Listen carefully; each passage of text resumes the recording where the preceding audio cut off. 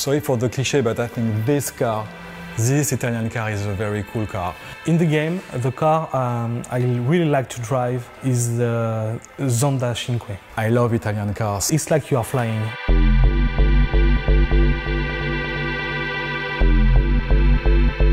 One of the decisions we had to take when we started Test Drive Unlimited 2, it was do we keep the old racing engine or do we develop a new one? And because we have been a little bit frustrated by the first one and we couldn't deliver the experience we wanted, we decided to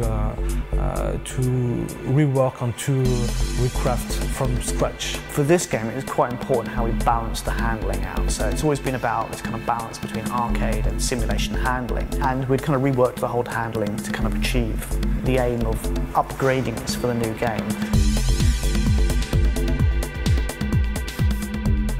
To achieve that, what we wanted to do is to have a basis of the physics engine as realistic as possible, so everything is simulated.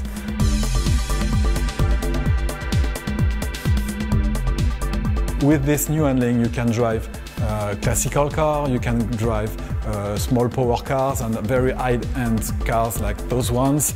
With this type of cars, it's the most difficult elements that the player will have to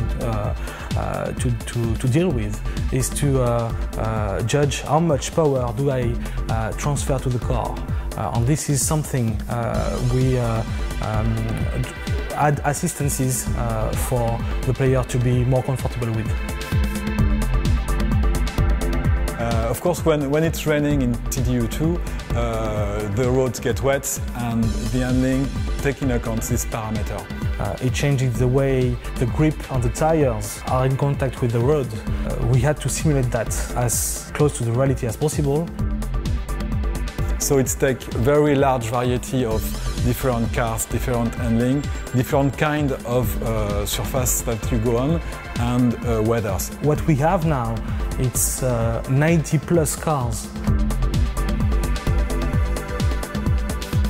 So the beta side of things was an interesting one. I mean, we went into that with, you know, a couple of kind of things we chiefly wanted to achieve.